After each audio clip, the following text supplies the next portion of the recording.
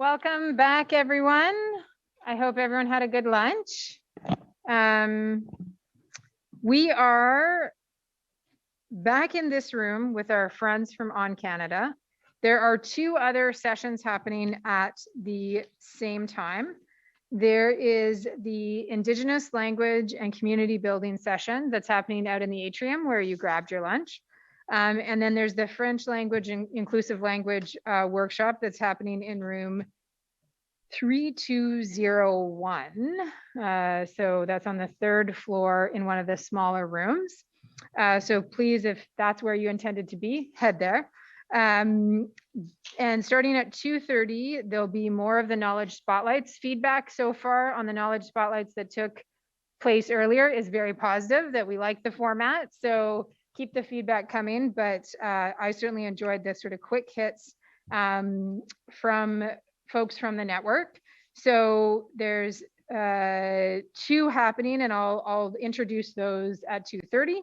And then we'll have a quick refreshment break, and then back here, everyone will come back to this room for a plenary. So we at CanWatch have been working with On Canada for some time. I guess the year we've been working together, about a year, something like that. They're also Equal Future Network members and come with a deep expertise around engaging Canadians and what that means in the digital age and in this moment. And so I'm really excited about our collective work. This is the first launch point of that work together. And so please join me in welcoming Gina and Samantha from On Canada. No, that's totally. Yes. Yes, thank you.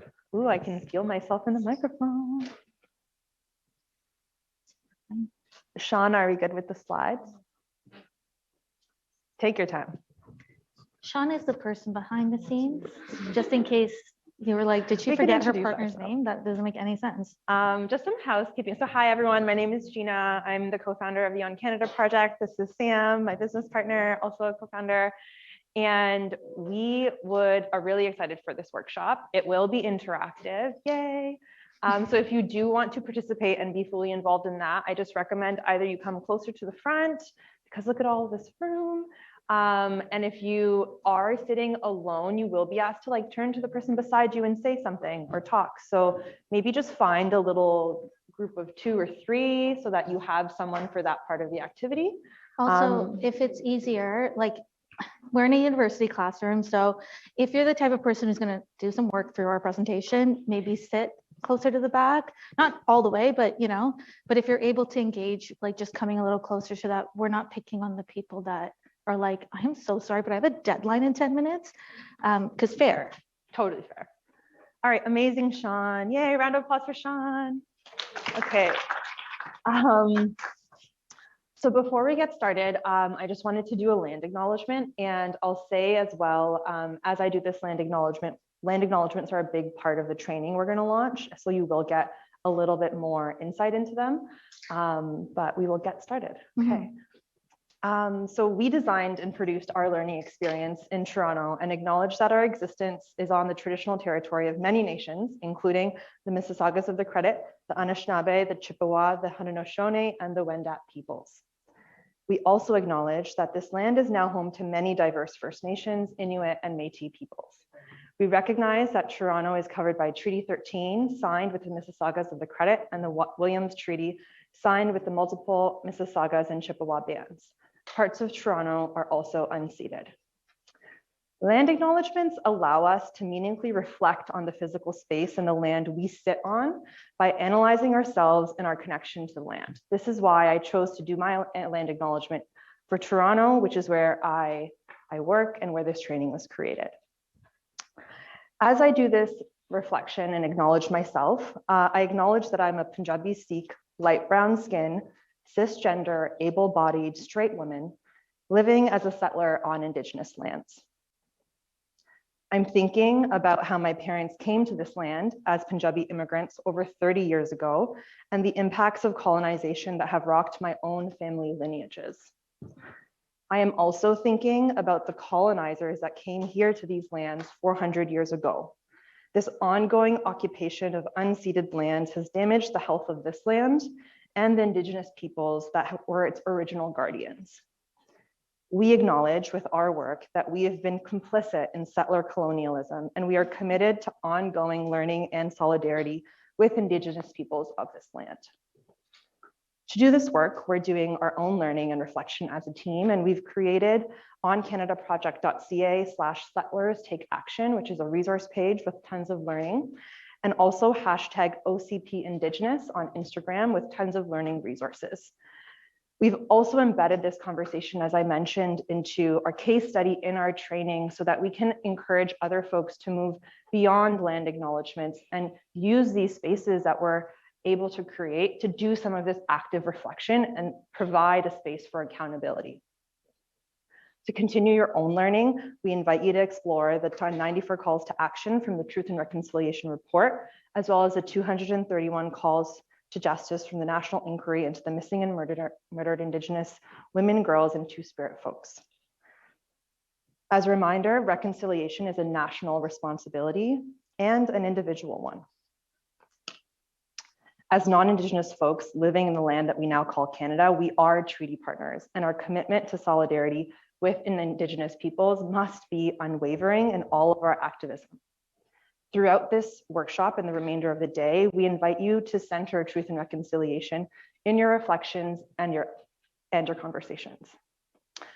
Sam and I, as co-founders, think about this a lot because there's one thing to say these things and to show up at these events. It's another thing to actually find meaningful ways to have these conversations with teams and then embed these words into our actions and into our advocacy efforts.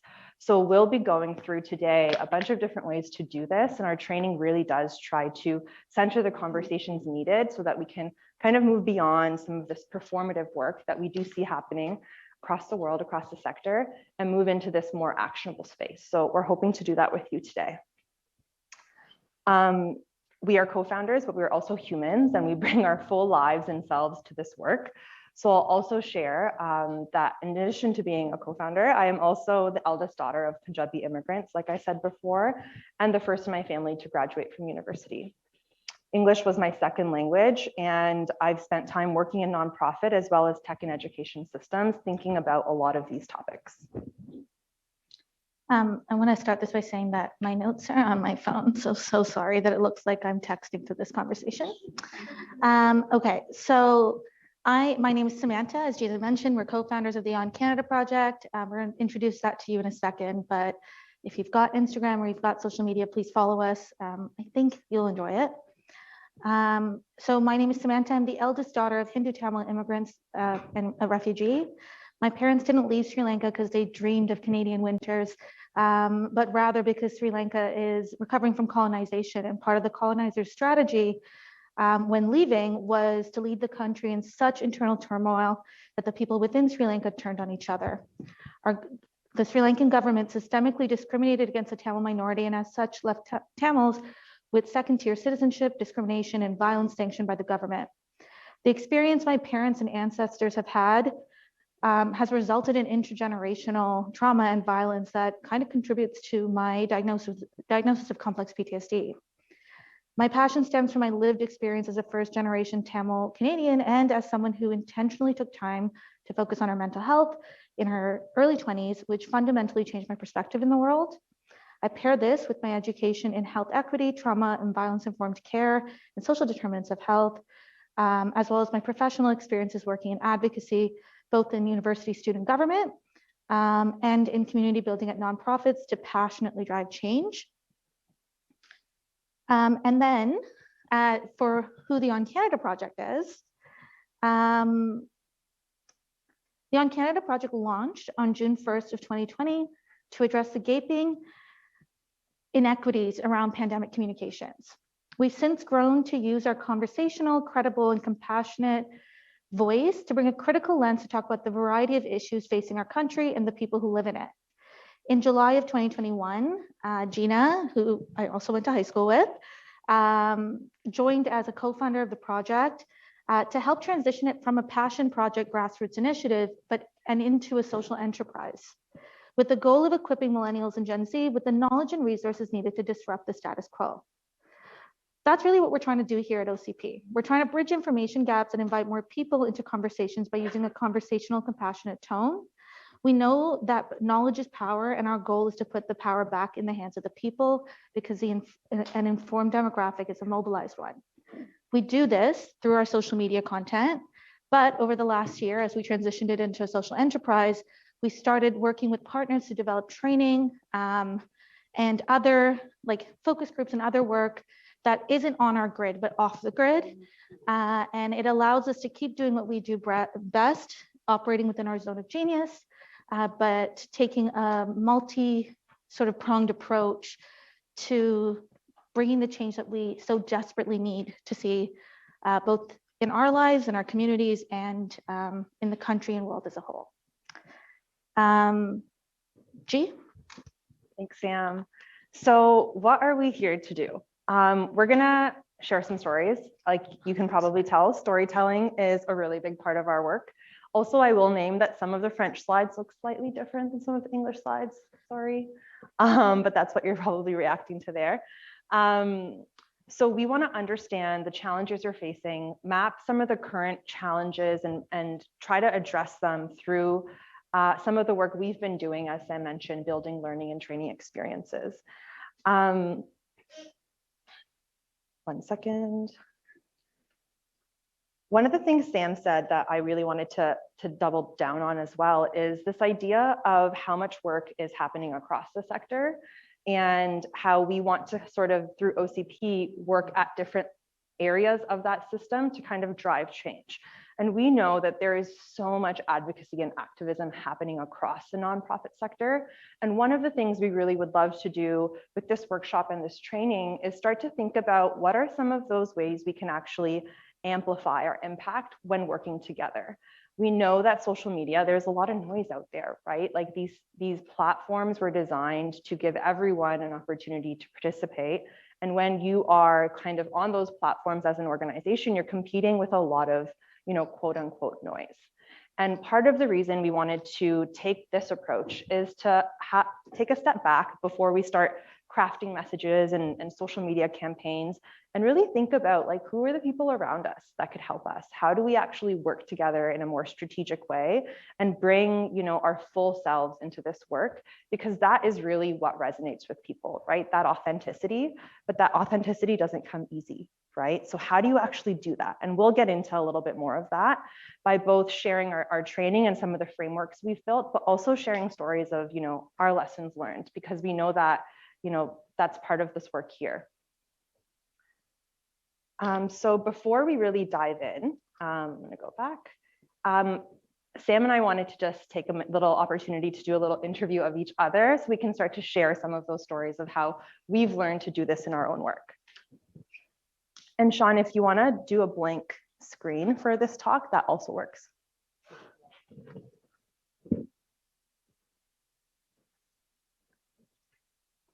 All right, so welcome to the Gina Show. No, it's not the Oprah Show. But Sam, so we have been working on the On Canada project for almost 2 years, and we've learned a ton during that time. We've also learned a lot by doing and making mistakes. Can you tell me about a time where we did make a mistake, and like how we sort of learned from that, and how you work with our content team to kind of foster that like learning by doing? Yeah, absolutely. So I think one of the things that I always remind myself is that I feel like, and I know this is true for you too, that we're kind of recovering perfectionists.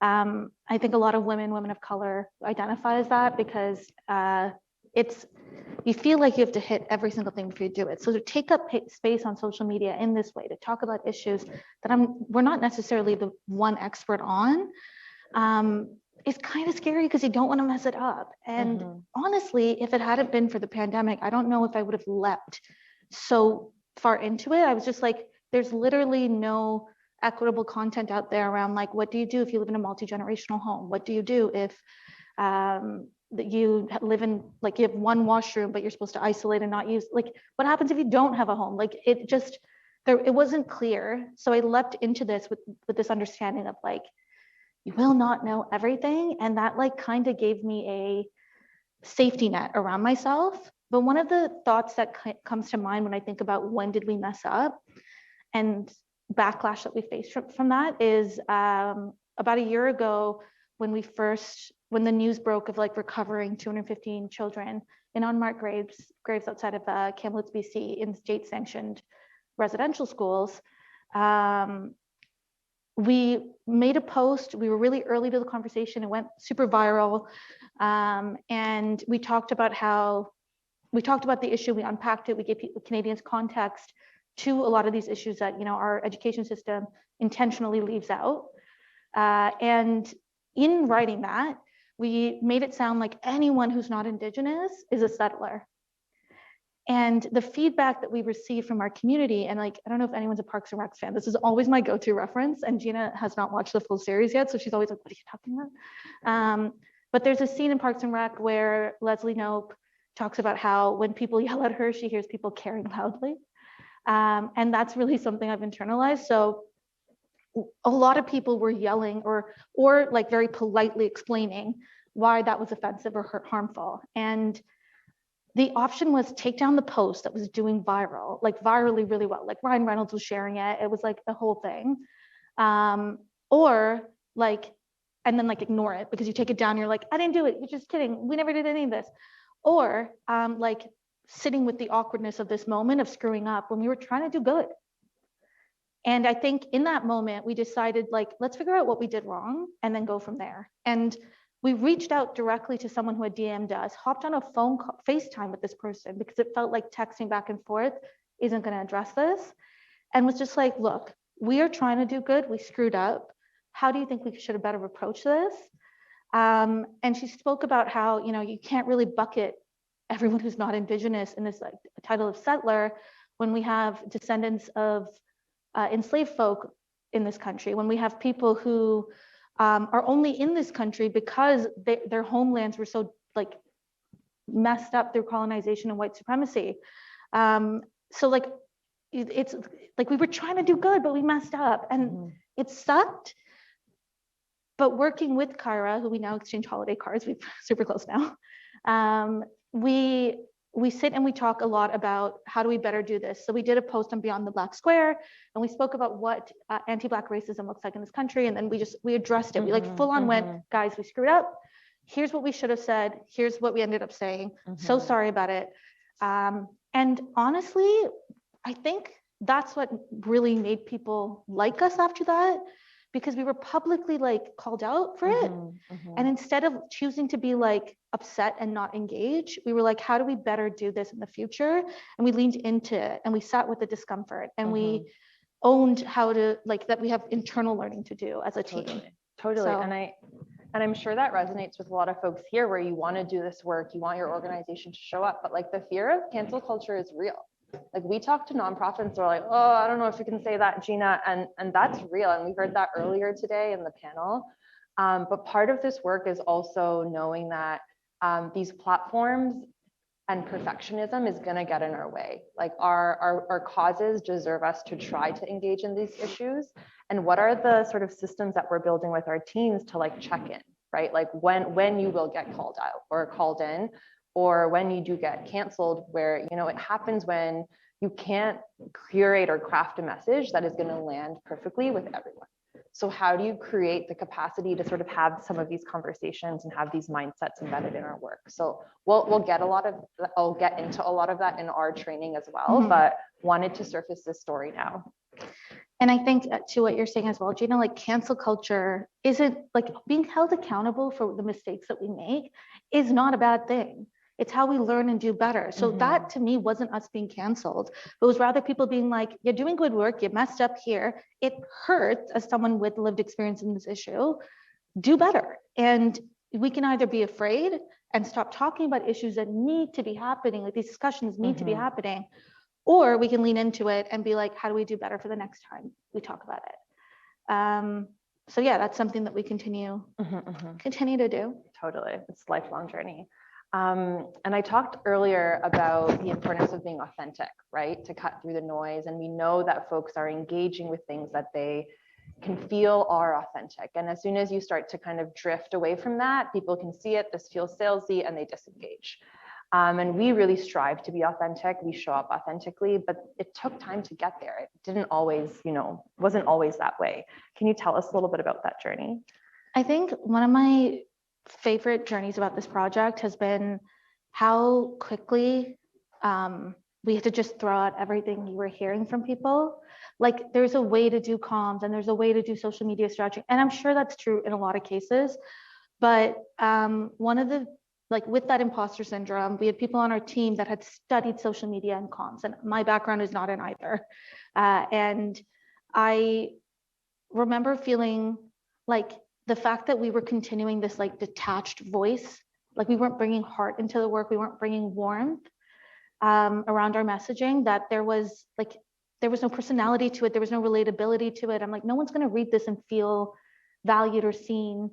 And they're not going to feel like they're connecting to the people behind it, and therefore will not uptake whatever we're saying, whether it's wear a mask or do this or whatever. And I think we had people on our team who very loudly were like, we should not be bringing warmth or anything into it. And it was navigating that, like, look, we know what would resonate with our friends. We know what would resonate with our community. How do we bring that to the work and like leave this, like, this is how it should always be done? Because if this is how it should always be done actually worked, we would have solved a lot of the things that we are so stressed and overwhelmed by in today's society. So we have to be disruptive in our nature, and we have to look for alternative methods to do things.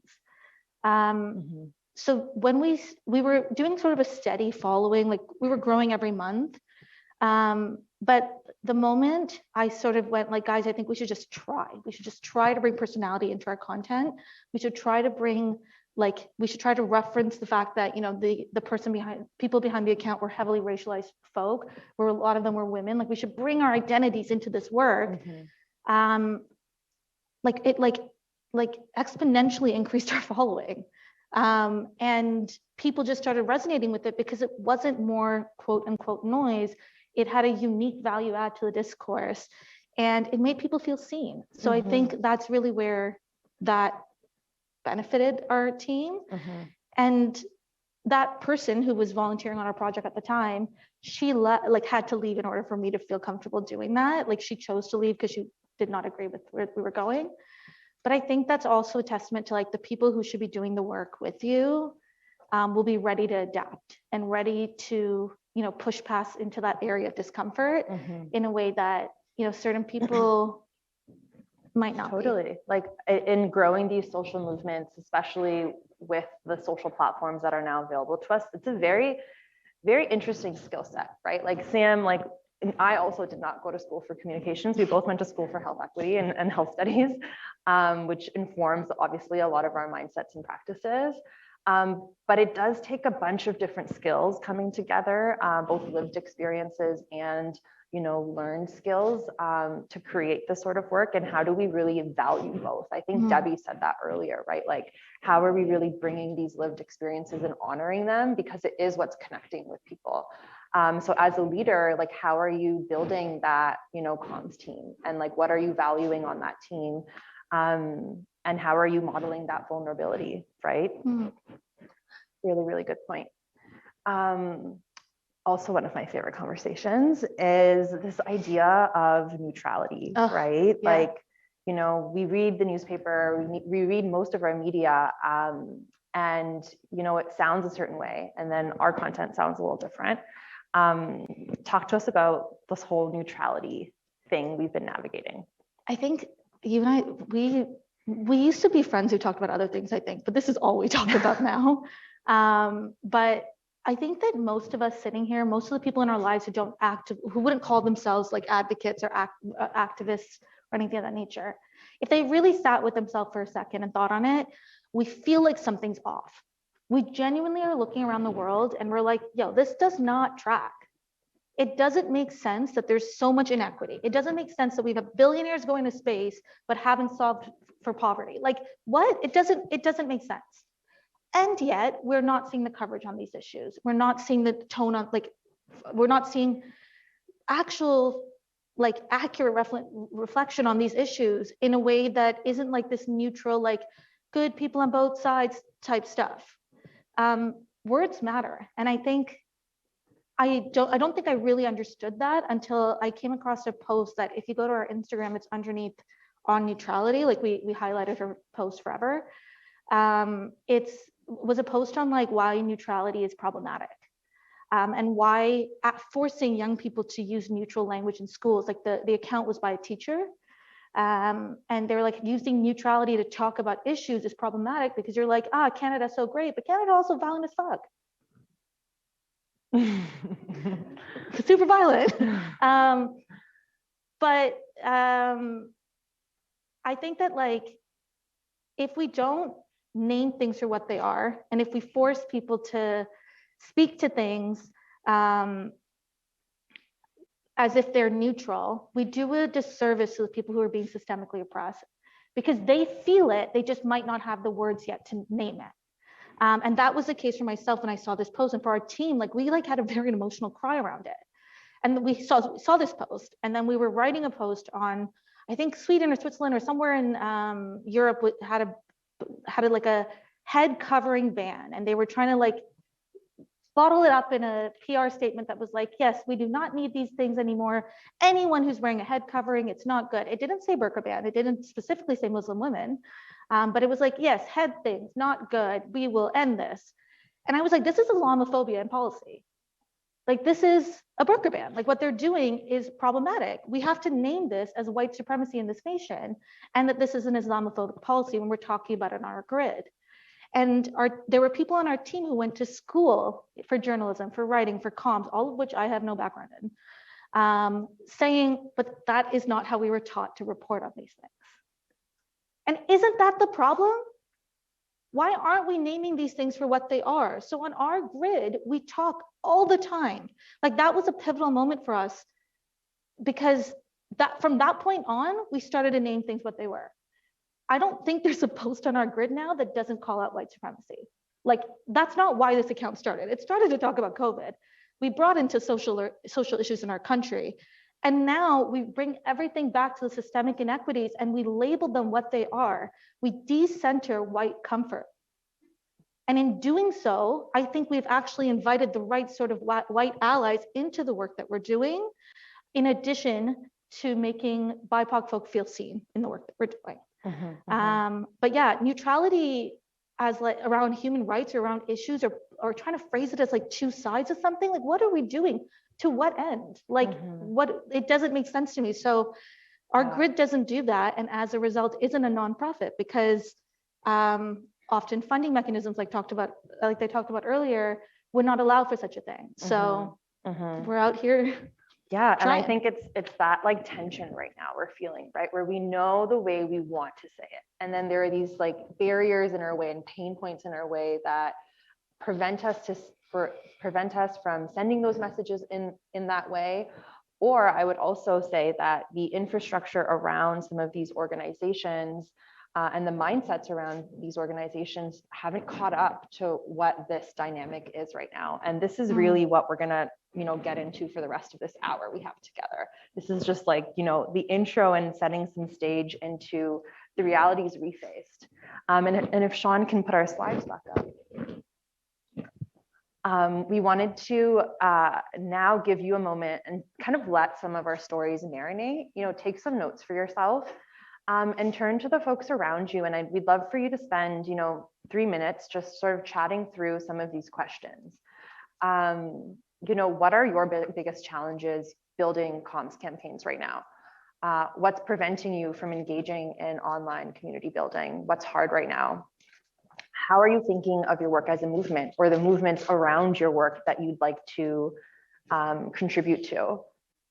And then what prevents you from engaging, whether that's barriers to participatory advocacy online or funding or some of these things we mentioned. I'd love for folks just to start that conversation with the folks around them to kind of get your brains turning, and then we'll go into the next activity.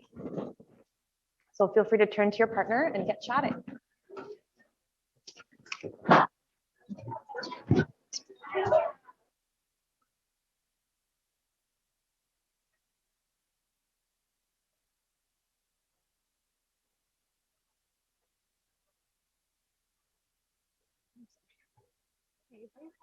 Like I monologued a bit. I just get really passionate, and then I.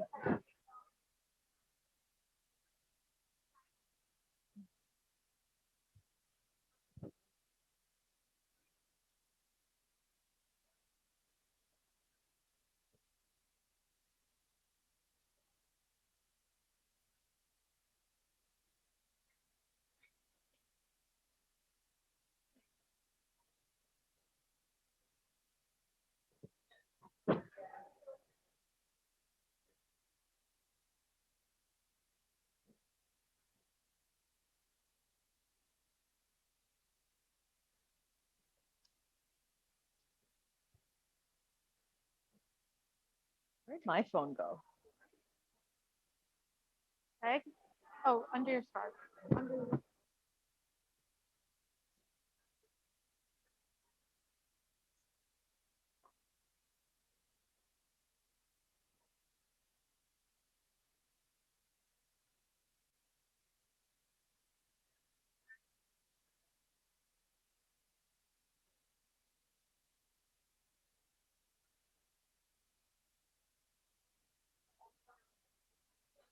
We didn't get to the mindset stuff.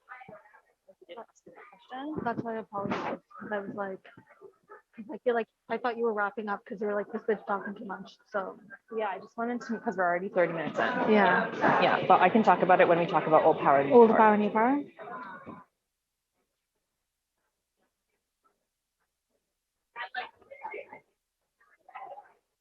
So do you want me to introduce this by saying the way in which we do our work isn't something you can just do on the grid? Do you want to make like what I would have introduced here, and then could you talk about the? Well, I can just talk about it. Yeah.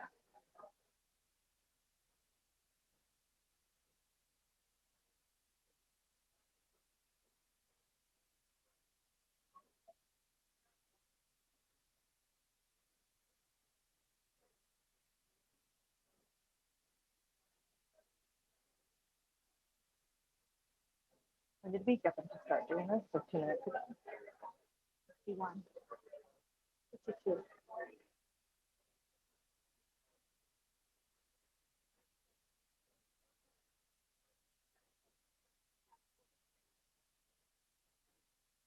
course, I'm cold. Put my shawl on. So on brand.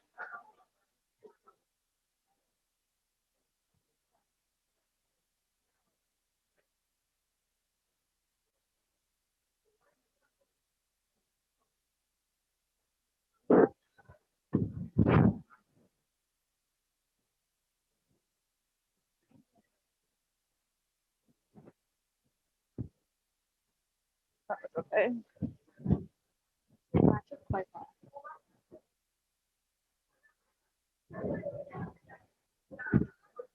Are we back? Yeah.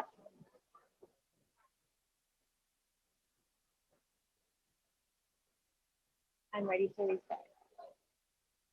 Do I have to tell you guys that we're ready to restart? Yeah. Yeah. Cha-cha. All right. So, testing.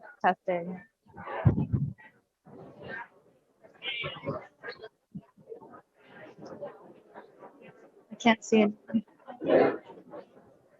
My mic. Sean, can I get my mic on, please? Testing.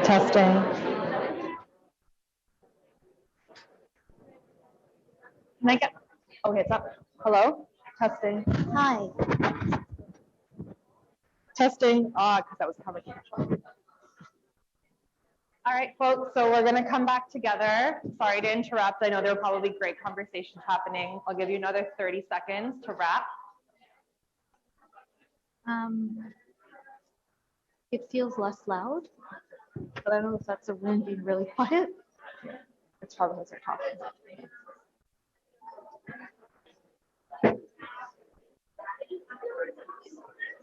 Nothing is as effective as in kindergarten when they clapped. It's on. I know. All right, so I'd love to hear a few of the pain points and challenges, if anyone wants to share what was shared or if anything stood out. Popcorn style, you can raise your hands, whatever feels good. Yeah. So one of the things I was saying around what's preventing from being online with community building is actually like the leadership in my org. So we have really strong leadership, but one of the, I would say, pain points in our institution is that management doesn't understand how social media can be used quickly to respond to things. So I gave the example of in Newfoundland and Labrador, there's something called Senior Pip Day, where they make a list for all the youth to go do, like for the day or whatever. And one of the things this year was to have sex with someone and have it filmed and send it out, which is illegal. So I was like, we need to get this on social media. We need to be talking about this. We need to be engaging like parents and teachers and talking about how this is not an appropriate thing to do on your last day of school. Like, no way, no how. And the response was, well, you know, then we can get canceled, or no, then, you know, people might not find us safe, or they might not engage with us, or we don't use our social media like that. And so just that resistance of, I think, not understanding the purpose of social media, but also why it's so powerful for engaging youth in particular in this case. And so it was really like disappointing, because then there was no response. And now in 5 years' time, we're probably going to hear from some of these youth saying, hey, I participated in my Senior Pip Day, which was supposed to be really safe, and this happened to me, and now that video is just out there forever, and now what do I do? And that's our job, is to prevent that. So it's like, anyway, yeah. No, thank you so much for sharing. What was your name? Amnesty. Amnesty, thank you so much for sharing that, Amnesty. I think that's really important, like that tension between knowing that these platforms are out there and that they can really be harnessed, and that like fear and resistance on that leadership level, because it is uncertain and they don't understand it. Yeah, we'll totally get into that. Others behind you. And I'll go here next. My name is Hanan, and I study and I work in politics. And I was sharing with the group that when I work with women, just to encourage them to share their stories and be more empowered to hold positions of power and political participation.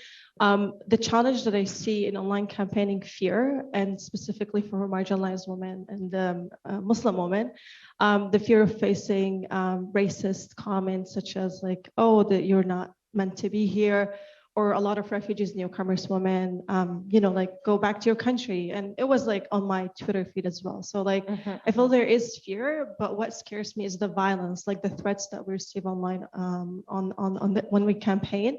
And that's not just scary and creates that fear, but also affects our mental well-being. And I don't know how much we have to keep holding on this, but I was just sharing with the team as well. I'm interested in solutions and to know what is the solution to prevent such hateful comments. No, I absolutely agree. I think naming that fear, and that's so valid, right? When organizations don't talk to people, people talk to people, and we put people in these positions to be spokespeople, but we also have to make sure they feel supported, especially if they're racialized, especially if they're women. And I think that's a really big part of it. And one of the activities we're going to do later directly speaks to like personal advocacy that's required in some of this work. So I really thank you for sharing that. I saw a hand up here. Yeah. I think it's coming to you. Thank you so much.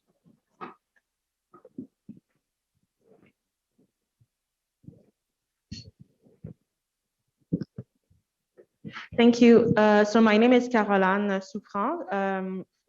And for me, one challenge that I have, I'm a columnist in Quebec. So I write op-eds on a regular basis. And I started experiencing a lot of cyberbullying, harassment. So I took a step back from social media, not completely, but I don't post as much because I try to protect myself. So that's a challenge for me. Yeah, very similar to what we heard over here, right? Like, how do we protect ourselves as we do this work? We're really feeling that, like. And what's the organization's role and the, you know, to take care of you? Because in not taking a stance to be like, this is crap, this is harmful, you are actually causing harm, just not to your general readership, but rather to the people on the team that creates content and creates things that matter, which is a value statement in and of itself, which is why the idea of neutrality is bullshit. I saw an eager hand behind. It was Yeah, was go me. for it. Yeah. My name is Kelsey. I work for a small queer nonprofit in rural Alberta. And the biggest barrier we have is that there's only two of us. So I do the communications. I'm also the only full-time staff serving over 100 queer youth. Wow. So it's like resources, like Mhm. it's also kind of, sometimes I get worried about putting a target on the kids' back. A lot of our kids are really interactive with our social media, and sometimes just liking our post is enough to get them bombarded with transphobia and homophobic comments. So it's almost just like, how do you keep them safe? And then myself being a member of the trans community as well, I'm non-binary, it's impactful to myself as well. So it's kind of like a balance of supporting absolutely everybody in the community, including the very small team of people that are trying to do the work. No, I hear that. I hear that. There's a lot of safety coming up, a lot of like, how do we protect these spaces? I'm also hearing there like the capacity, right? Like, how do you do this work as small orgs, knowing that you like these social media movements are stronger when we do them together, right? So like, how are we really bringing in partnerships? And I do want to also hold space for the comment around like the folks that we're bringing into our movements, like how do we also hold space and reflect on their needs and how this might affect them. So we definitely will go through a framework that kind of breaks that down, but it is something that we think about. Thank you for sharing.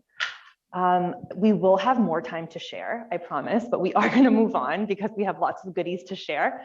But I want to, before we move on, tie folks' comments together with, and apologies, this hasn't been translated into French completely, but one of the things that really inspired a lot of this work for us and for me was a book called New Power. Sam, do you want to be my Vanna White? Sure. Yeah.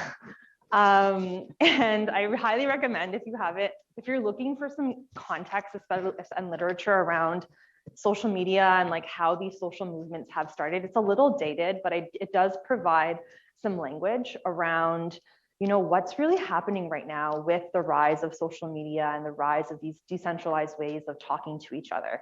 And how do we really harness these platforms to be able to provide fuel to our movements? And to be able to harness these platforms, we really need to recognize that power is shifting in our society. And these platforms are becoming as powerful as they are because they're prescribing to what the book calls new power values, right? So this idea of, you know, a more informal opt-in decision-making, self-organizing, networked governance model, right? Of how are we as organizations working together instead of having a centralized group of experts that control the narrative, right? How are we creating the structures to even allow that? How are we creating things like radical transparency, right? What does that look like in our organizations that are really fear-based? And how are we creating structures to have more conversations openly, learn openly? Like the creator culture, right, is a huge part of our society right now versus the few experts that were put on podiums to share knowledge. Anyone can open up their phone now and share knowledge. We, like we've talked about, aren't trained in journalism and report on issues. So how do we reflect on how these dynamics are changing? And for us as leaders, you know, building the On Canada project, but also navigating, you know, working with clients. Like one of the things that we've really found helpful is having an internal philosophy for how we want to lead. And for us, some of that has been inspired by this book, Proposals for the Feminine Economy, which I also really recommend. It's by Jennifer Amherst, and it does a really great job in giving us some language for what does it even mean to run a feminist business? How do you actually incorporate those values and strategic decision-making into how you lead a team? Yeah, not just feminist, but feminine. With this idea of like, what is a masculine economy? And it's like all the stuff we hate about capitalism. And then how do you embody that with like feminine type values instead that are more collaborative, more nurturing, more. Yeah, and this is also why this workshop is called like inside out communication. So a lot of why we're starting in the mindset value space is these are the things that actually like we talk about on a regular basis that we build into our conversations. And that trickles into how you start thinking about the problems themselves. So I think really part of this advocacy work and communications work is like, what are those, you know, languages and stories you're equipping yourself with as leaders to kind of lead teams through thinking in new ways, right? And acknowledging how much is changing. So I wanted to provide 2 of those resources if you are curious and you wanted some more context. Where's my clicker? I lost it. Oh, I don't know. Sorry, guys. Did anyone see where I put it? Oh, it's on the floor. No, it's not. Is there a IT magic team is person? like this girl has lost her mind. To, like, Oh, yes, it's hiding. wow, You get a prize. Thank you. We found it. Don't worry, Sean. All right, so moving into our training and what we're here to do together. So the training that we've created for and with Equal Futures Network really started with this idea of like, Gina, Sam, we need a toolkit. We need resources. And Sam and I kind of went back and we're like, okay, what could a toolkit look like? What could resources look like? And we really had to ask ourselves, like, is this a resource toolkit problem? And a lot of the conversations we've been having, like that's come up here, is there are a lot of these tensions and we don't have the words to talk about them on our teams. We want to talk about safety. We want to talk about how much personal work is going into some of this advocacy for an organization. We want to talk about, you know, the mindsets we even need to be able to center equity and justice and how those aren't even present in some of our organizations. How do we get to there? So we really created this training as a way to kind of help your teams build a reflective practice. So it's less a, you know, step 1, step 2, step 3, and it's more conversation, storytelling to kind of help your teams ask yourselves the hard questions and create these dialogues on a regular basis, because we know that that is what this work is. It's a lifestyle approach to bringing some of these ideas into both your comms work, but like the title of the workshop, it needs to come inside out. So it's actually not just about comms and advocacy. It really seeps into how we design our comms teams and run our organization around how we engage with community. And this whole idea of social media is really digital online engagement, and the same principles that apply to if you were to walk into a room and create an event for a community, how would you think about that? And we need to be as intentional as we create some of these online spaces. and how do you ensure that you do this? That often requires a team that's reflective of the stuff you want to talk to. So for us in particular doing this, we knew that we were not going to be able to do all the things, and we collaborated with loads of other people to help make this possible. Here's some of them in this photo. And I think each of us bring a very unique perspective, learnings, and values into the work, because we all operate with our own unique sort of zones of geniuses, and yeah, just intentionally ensuring that there's that intersectional identity and the psychological safety and resources to take care of each other and show up and do the work that needs to be done. I also will just, was there supposed to be? Huh? Never mind. I'll also just say that some of the parts of the training that I'll get into here around the like lessons on community engagement. So that module is actually all built through a storytelling approach with some of these community leaders that you see listed here. So instead of necessarily starting the learning from, you know, this is what X textbook says about community engagement, we actually went out and learned lessons of community engagement from folks that we actually saw doing that work really well, and are using those lessons to really help folks build out a map and framework that will help, you know, some of your online advocacy.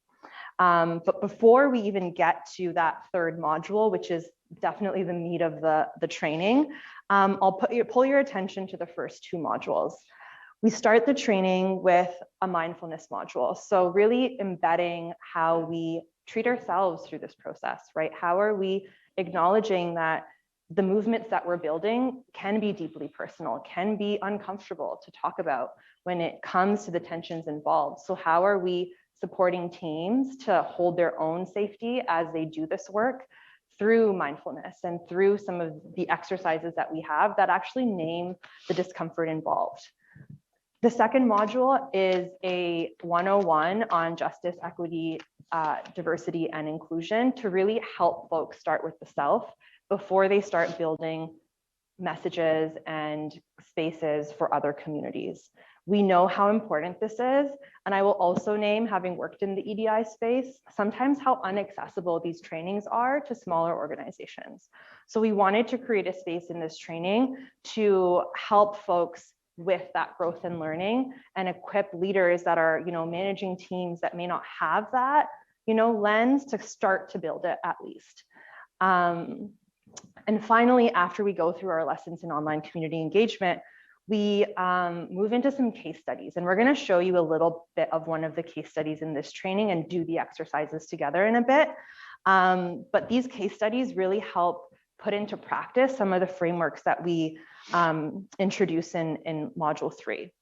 I'll also do a quick plug. We have an amazing case study that I also mentioned in my land acknowledgement around how to move beyond land acknowledgements. And we did this in partnership with a great organization called Future Ancestors.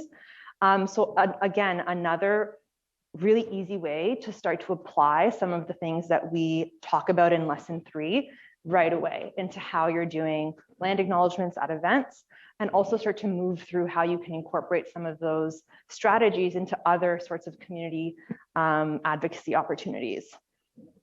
And then moving forward, we also, again, talk about mindsets and leadership. So we have a fireside chat roundtable conversation in the training program that actually names some of the mindsets that we know are needed to make this work happen. And I think the value of packaging all of this into a training, and yes, it's a meaty, fulsome training, is it really isn't meant to be something that you like roll through in a day. Like these are conversations that can happen over the course of 2 months, right? Like we don't have to pack in learning like we've been taught to in some of our traditional institutions. We can think about other ways to roll this out. So at the end of this presentation, we'll also brainstorm some creative ways to actually use this training. And I'll also name that like the videos that we use in it are short intentionally because attention spans are like, like my own, not even other people's. And there's journaling and reflection built into it. There's mindfulness built into it. I don't know, we're pretty proud of it. We're excited to share it with people. But yeah. Yeah. And these are some stills from it. So you'll see this conversation on the side here is like what the videos look like. So it's as if you were listening to folks have conversations in a living room is the vibe, because we do know that fear is a big part of this work, right? Especially for getting people to unpack things for the first time on your teams. And again, to the note of inside out communications, you cannot skip this part, right? We have to have conversations that are uncomfortable inside before we have them outside on the grid, right? Or on Twitter. So how are you creating space for this is really important. Oh, right, yes. And I think a large part of what we try to do, and I think I love looking at this diagram because it reminds me of our own work on the project and how we went from the fear zone to the learning zone and to that growth zone and onward in the way that we communicate and how that effectively resonates with people. In particular, sort of having the ability to start naming, in the fear zone of where like you're playing it safe, you're making sure that no one's offended, but in doing that, you often are leaving people out. And it's not really inclusive content or inclusive communication. So pushing past that into being open to learning. And then of course, getting to that growth space, which it looks like it stops there, but growth is like ongoing, right? Like you keep learning, you keep doing this work.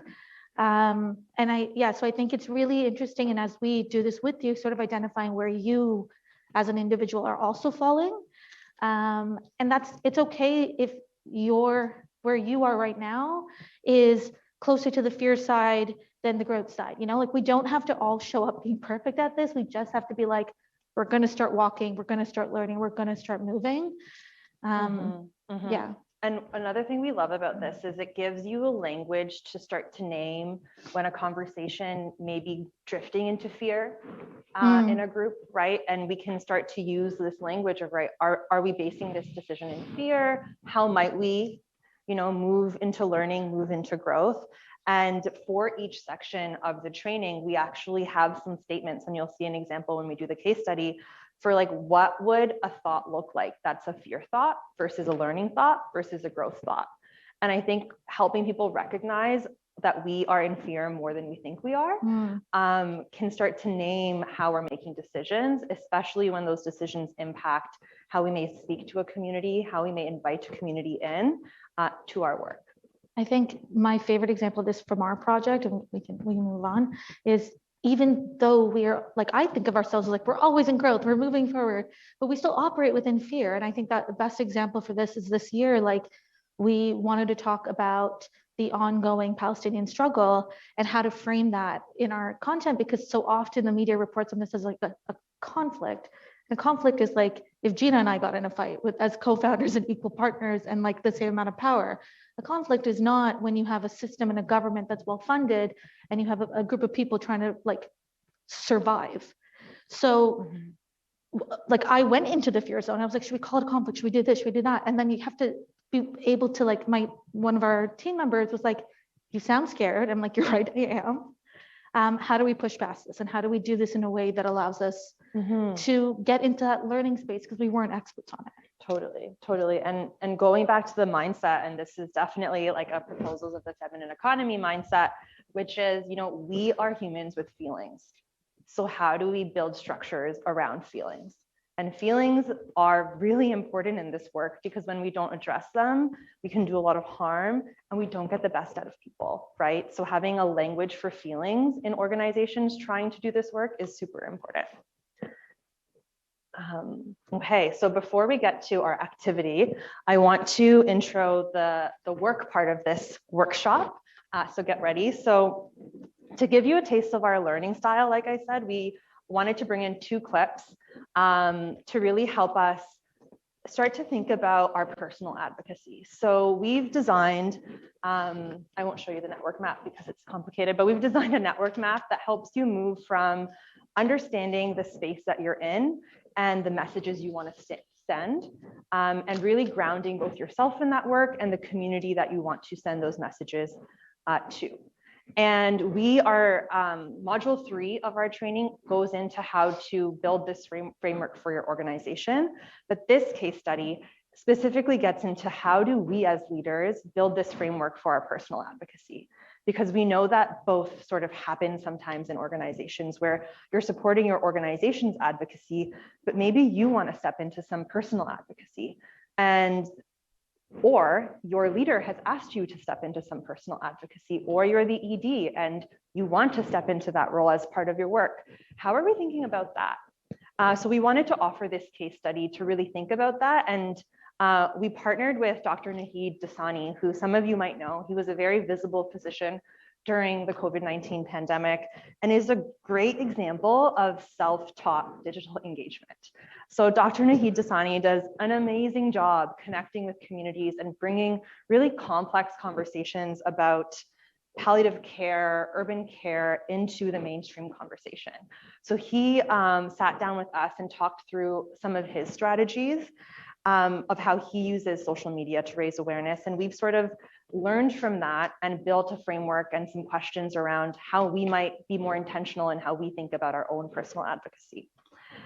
So our friend Sean back here is going to play the first clip for us. And I think what you'll also see in Nahid's or Dr. Nahid Dasani's presentation in his clip is that inside out communications, because like who he is as a person comes across in the work that he does as a physician and in the comms that he does. Like he's a verified Twitter user, which is like not easy to get. And because we're trying out here. So, but and has like over, I don't remember now, like 40,000 followers on Twitter. Like, you can't do that. Like, it's because you trust him. It's because you feel connected to him. It's because he's authentic in how he shows up. So yeah, Totally. but like, So we're gonna play this clip and then we're gonna have some reflection questions for you afterwards. So feel free to take any notes if anything comes up for you as you listen. When I think about advocacy, going from little a to capital A and back to little a and back and forth again and again, I think about the different levels that we can have and make a difference in our communities. I realize that many of my colleagues in healthcare do that work at the micro level every single day with the people they care for, going the extra mile, to fill out forms, seek out housing supports, help people with their income, or advocate for them. And at the meso level, I think that there's a lot of great examples of neighborhood reactions and responses. For example, the Peach program might be like a meso level intervention to help people at the neighborhood level. And then there's the macro level where, maybe a bunch of homeless health providers or health activists would sign on to a petition around making sure housing is a human right, for example. Some of us work at the micro level, our entire career, and some of us work at the macro level our entire career, and some of us at multiple levels at the same time.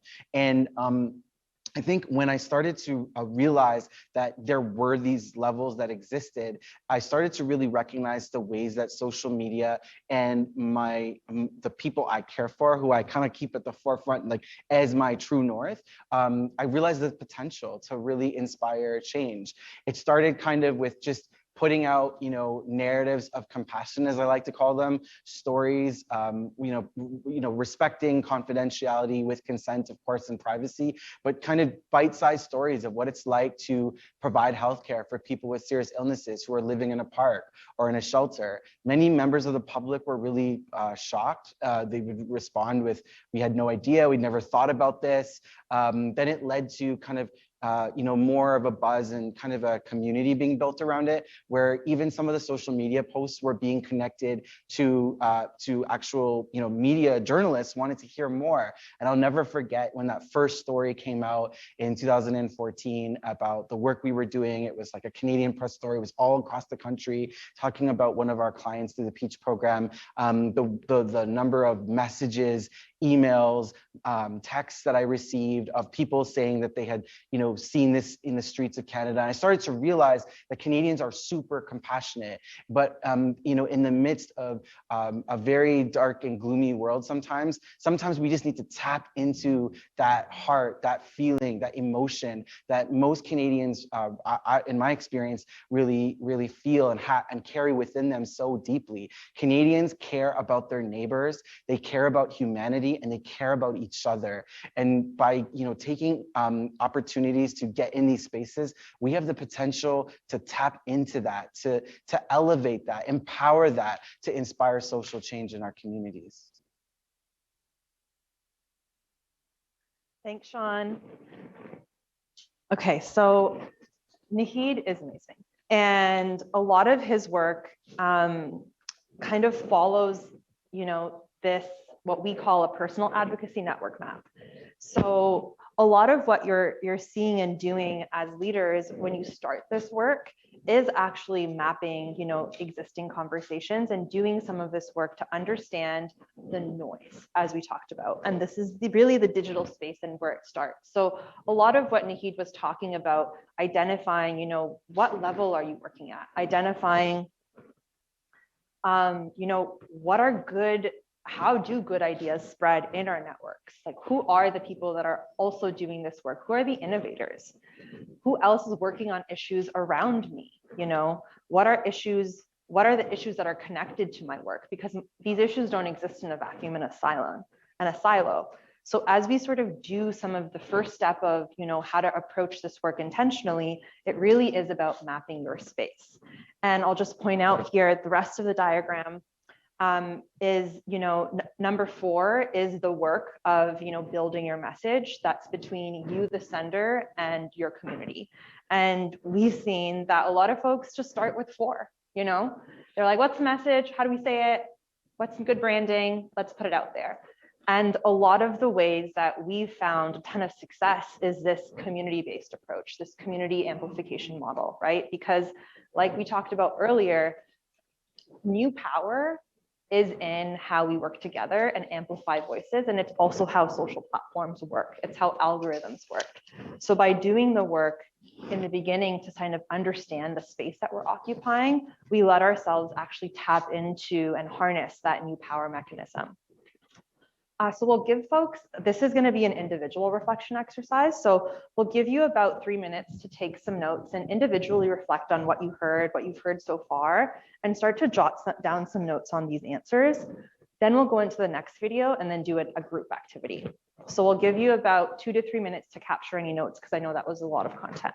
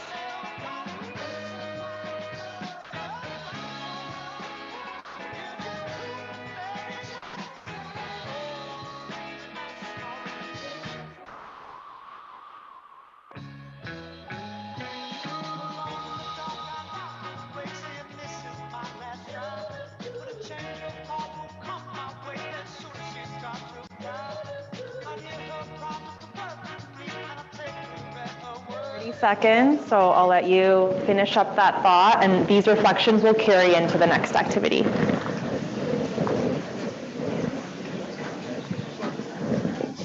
All right, Sean, we're ready for the second video.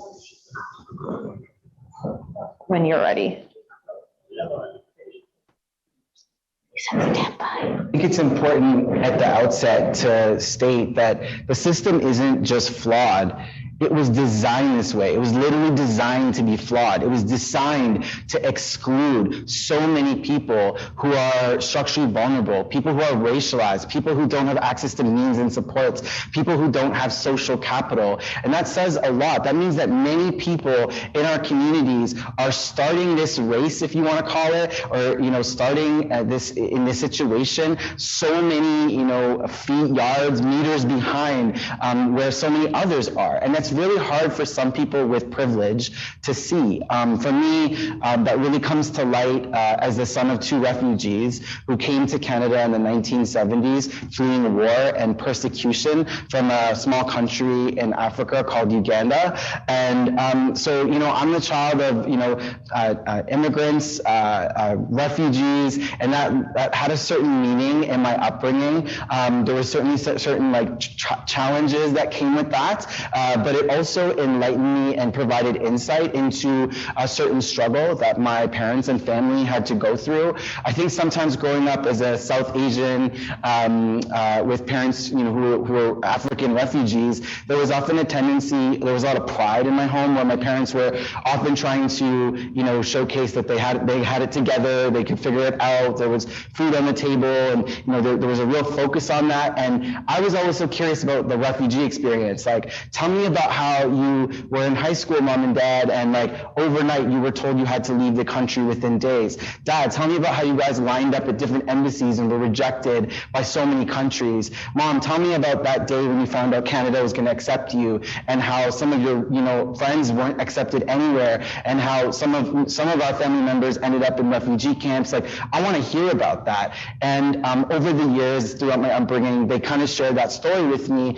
And now, when I'm kind of out there providing care, healthcare for people, or advocating on behalf of structurally vulnerable people in our communities, I carry my parents' story with them, recognizing the struggle that they experienced, but that they did have success in their ability to connect with Canadian society, and that might have had to do with their family connections, other social connections, or luck. And not everyone is that lucky, right? And I see the impacts of health inequities on the streets, in shelters. I see it in our hospitals. I've seen it during the COVID-19 pandemic, and it gives me an understanding and a common denominator of empathy and compassion to start from. And I think more and more, as we think about the next generation of people who are serving our communities, and as someone who's in healthcare, I think about this a lot. I think that we need to really dive deep into who we are asking to be our future doctors and nurses and healthcare workers, and they need to reflect the face of Canadians and the struggle that many Canadians have experienced, so they can better empathize with people in our communities to solve some of these very complex social and health problems. So I think my upbringing plays a big role and is a big part of who I am and why I do what I do. I think the resistance that's really needed to move forward, it really needs to center around empathy and compassion. You don't necessarily have to have gone through something to necessarily feel empathy or compassion for someone who's going through that thing. And I think that is just so key and so core to why it's important to showing up. There are so many causes in this country, whether it's access to clean drinking water, whether it's access to equitable healthcare, whether it's thinking about climate justice in our communities, that we are better when we advocate and move through this struggle together in solidarity than in separation. In other areas of society, in other spaces, they are organizing. They're super organized. They're super coordinated. They're super well funded. And that's why the resistance has to be coordinated, it has to be connected, and it has to be something that's bound by empathy, compassion, and love and harmony for each other. When we work together on our causes, we will go so much further. I really dream of a society where we talk about equality, where people get the same things to be happy and healthy, and move towards equity, where people get what they need to be happy and healthy, where we even go to a justice-based society, where people get the resources and supports they need when they want, how they want, where they want, because they don't need to depend on anybody else. And I think the ways that we're going to get there is through empathy and compassion, solidarity, and that's our resistance. It's love. Hands for Naheed. Yeah, I saw some of you wanting to clap. Do it. Wow, so a lot of what Naheed shares in that last video is a great example of how to bring in intersectionality into your work, right? And reflecting on your intersectionality as you, the sender, are a really big part of this diagram, right? You bring a specific voice, you bring a specific perspective, your identity has the power to shape the tone, the position, the impact of your digital engagement. So we have to spend the time reflecting on that. And Naheed, that was a great example of how he's been reflecting on his personal journey, his family's journey, Sam and I modeled some of that earlier, and bringing that into your advocacy, especially in a personal space, is really important, but it's also really hard. So creating the space to do that as a leader, acknowledging when you're asking folks to step into this role, how are you supporting them with that understanding so that they're best positioned to tap into that superpower and actually, create content and create a message that is authentic and gets through the noise. They also might not want to do that. So how are you having that conversation? And in our second case study with future ancestors, we actually talk about this. We talk about tokenism and how to make the ask and how to do that in an intentional way. So you can bookmark that if you want to learn more about that. But right now with this, I'd love for y'all to say hello to those neighbors that you talked with in the beginning and take some of your reflections from the last kind of slide we did and move into some of these conversations. So really what we're trying to do here is help folks unpack both their roles. So what parts of your story and your narrative would you want to share when tackling some of this work? What do the systems of oppression within your digital space do to affect your life? How are you connecting and reflecting on these tensions in your own work? And then it really is about understanding your community. So Naheed talks about that culture of care that exists around Canada. Who are others in these communities that you can tap into? Are the right connections even in place? When you go through that mapping exercise that you did, are there connections missing? Before we move into encoding and decoding our message, which is the bulk of this work, we have to do 1 and 2. And in doing 1 and 2, you're setting yourself up to do a better job at crafting that message. And when it comes time to crafting that message, what are the practices you employ to do so? Who are you bringing to that table? And we get really into the crafting of the message in the training, but wanted to really emphasize 1 and 2 in this training. So feel free to turn to your partners and have a little time to reflect, discuss, how are you responding to these questions, the videos, and what are you sort of feeling? And then we'll check in with the room and have a little bit of a conversation. So I'll give everyone 5 minutes for this conversation and we'll throw some music back on too. Or actually no music, so you can talk. I think one of the gaps in how we're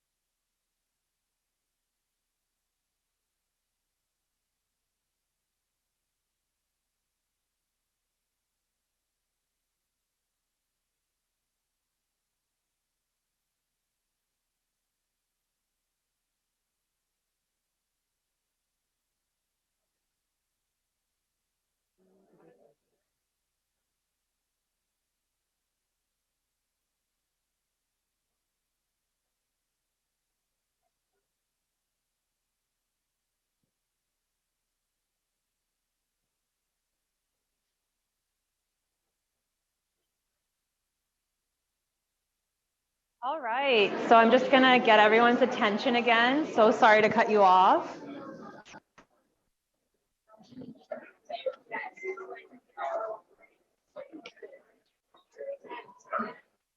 Okay, so I'd love to hear if any brave souls want to share how is it reflecting on those questions? Any salient, insights that came out? What was easy? What was hard? What was confusing? Would love to hear some reflections and shares.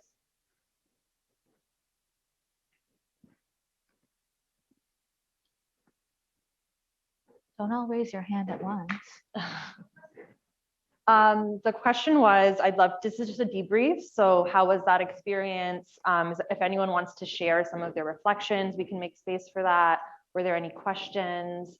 What was difficult about that? Just some space to debrief. Yeah, go for it.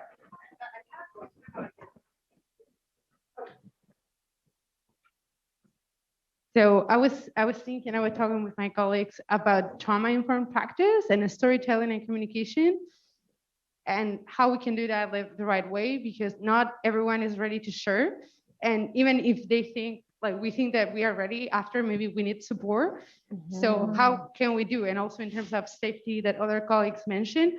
So in your experience, or in other colleagues' experience, how we can do that?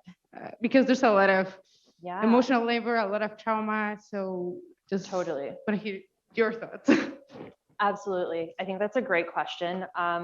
A lot of the ways we do it ourselves is this intentional reflective practice, right? So that Jedi Foundations module really helps build that culture of how are we creating a space to even name that, this is going to be hard for folks. And when we created this training, an example of how we did that was knowing how hard it is for BIPOC folks to tell stories. And most of the folks in these videos were BIPOC. We had to create that space intentionally, right? So we booked out a studio and created community agreements of how we're going to show up in this space to do this storytelling. We connected with folks beforehand and all aligned on the values needed and what we wanted to do. So really this define your role and understand your community was a core part of how we built this training. And bringing in the trauma-informed practice and trauma-informed language into our work, and even noticing, like, I know for Sam, like she puts herself out there a lot on the grid and, is really vulnerable. And how are we creating a culture at our org to kind of support that as well, if we're asking folks to step into that storytelling and doing that really mindfully. So it definitely is addressed at different parts, predominantly in the Jedi Foundations work. But it's this understanding that like your communications, especially when it comes to building digital community, is a community practice. So having group agreements, having rules and ways that we're allowed to engage, having a shared language around, are we in fear? Are we in learning? What's happening here? That all needs to be put in place to support a team to kind of engage a digital community, build that community, and have it harness their space. So really, really important question. And I think that's something that's ongoing for us too, right? Like part of the reason why we film these is also because having someone retell their stories when they're traumatic is like actually quite hard. So having them done once in the safety of like, a BIPOC space of people who are doing this work and trying to engage, like we tried very hard and very intentionally to have like that psychological safety that isn't afforded in a lot of places. Whether it's because you're afraid of your boss or whether it's because of like the story itself is probably, like it's just, yeah. So it's definitely one of those things that I'd say OCP is at like a learning, like engaging in it, but we haven't like, yeah.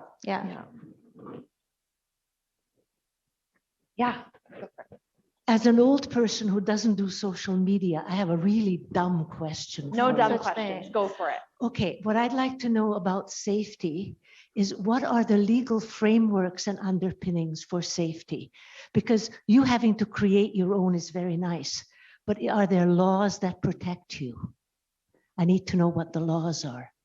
So laws that protect you when you speak out? Are there any laws that protect you against backlash, against trolls, against all the people who bring you down on social media. There must be laws. And if there aren't, that's where we need to be advocating. Absolutely. Yeah, no, there Yeah. not though. There Like, are no no. laws right now. Like I think content moderation right now is in policy right now. Like they're trying to figure out how to Right. manage this online space and how But quickly it's. And what I'd also say is as we create these laws centering marginalized communities in developing them, because what's safe for white people is not the same as what's safe for a Black trans woman who's doing this sort of advocacy. So like, how do you center those experiences when developing legislation? Yeah. I just wanted to add to that, to share a resource. One of our partners, Informed Opinions, amplifies voices of women and other underrepresented groups. They're working on a toxic hush campaign. And if you go on their website, you can take a survey to talk about your experiences if you've had online bullying or harassment when you've been messaging. And they're working to develop policies that will encourage business, media, and social media platforms to develop the type of laws and frameworks that would protect everybody. So a shout out to them, and it's a good to look into. Absolutely. Absolutely. And I will also name here that like this fear is super valid. Like this fear of being canceled, this fear of being called in, called out. I think that building community spaces to support you as you step into these roles is also critically important. And one thing we want to do with this training is actually the folks that go through it, like how do we connect together, right? How do we all name, like maybe there's a group of folks, probably many, that are less comfortable with some of this stuff, whether it be because of age, whether it be because of their own engagement. I know friends my age that aren't on Instagram, and now they're like, oh, wait, maybe this would be impactful and effective, right? Like there are people that are nascent to this work, and we do need to band together to figure it out. Because that's how we really learn, even as adults in community, and test things out, and then have a community to go to when you're like, oh my goodness, I got called in or called out, what do I do? Because when you are in that position, you're probably in fear. So you need a community around you to get you into learning and get you into growth to respond effectively. Because when you respond out of fear, we know what happens, right? It's not going to be the most effective way to have responded. So I will name that creating community even around this work. And we didn't even get to number 5, which is feedback loops, which could be its own 20 minutes. But like building those feedback loops is also really important. And the training definitely goes into that. I did see like hands shoot up. I will take one more. Yeah.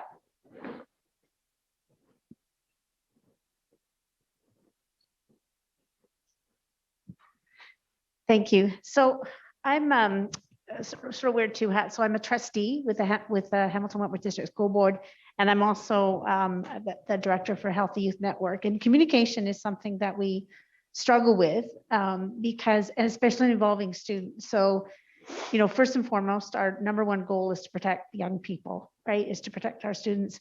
And so this is when you're talking about sharing stories or some of the campaigns that we've tried to launch. And there is that unfortunate that backlash, and it just can take one person to speak negatively, and if that, you know, student is, you know, inadvertently or harmed, it's difficult, right? And that, and I guess it ties to laws in place. And so as much as we want student voice, and as much as we want, and Healthy Youth Network, we're working with a student team to develop a youth-led communication strategy. But it's really difficult because, like I said, the fear is harming them, because there are people that, and for whatever reason, right, just will target or will say something or will, right, and that can do damage. So it's a tough one. Like we wrestle with it every day. So completely. I'm not sure, like I said, I guess. Yeah. No, it is a tough Right. one. And I even like my mind goes to there's the ask for you as a leader sharing your own stories, right? And then there's a different ask for like asking your community to share their stories, which is the students themselves. And I think like that is an interesting conversation. What are the stories that we can champion as allies, as supporters? And when does it make sense to engage students themselves? And how are we doing that work? Also, yeah, like partnering with organizations like Get Real Movement, was founded by Chris Suter, who went to university with us. And that organization like their expertise is like they do social campaigns and trainings and work like that. So working with these organizations and paying them for their time to talk about how to create these stories in a way that's safe, because that's their zone of genius. I think, yeah, like I just think that's really, it's finding those community partners and leveraging their insight, and also asking kids like what works for them, like what would make them feel seen. If we're not going to add like identifying things, like how do you still feel seen? Because if anyone knows how to use social media, it's like young people, right? So asking them what they want and what their role is in it.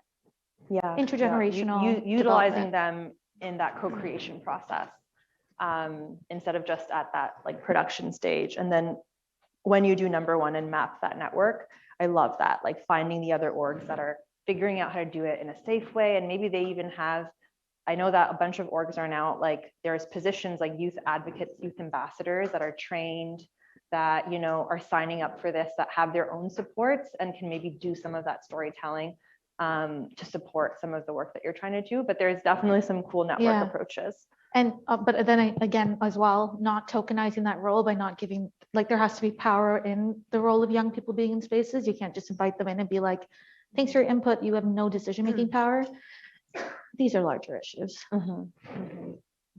I do know that we're at time and I would love to take more, but I am gonna, for sake of time, continue and just wrap up. This is an example of the fear learning growth in action. You'll see this in the training itself. It's too much to get into now. And really, we are gonna host some more online webinars with EFN to really help y'all figure out how to roll this training out to your teams, because we know it has to be super intentional. What is the right cadence for this training, right? It doesn't have to all be done in one day. It should not all be done in one day. And how are you actually using this training as a scaffolding for conversations across a longer period of time that start to get at some of these questions we're even asking today?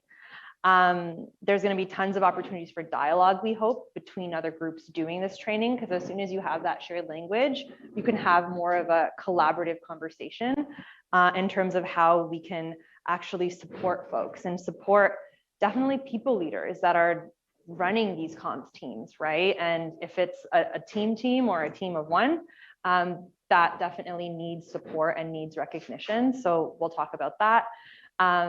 And really launch this with feedback loops and a community hub. So stay tuned for all of that.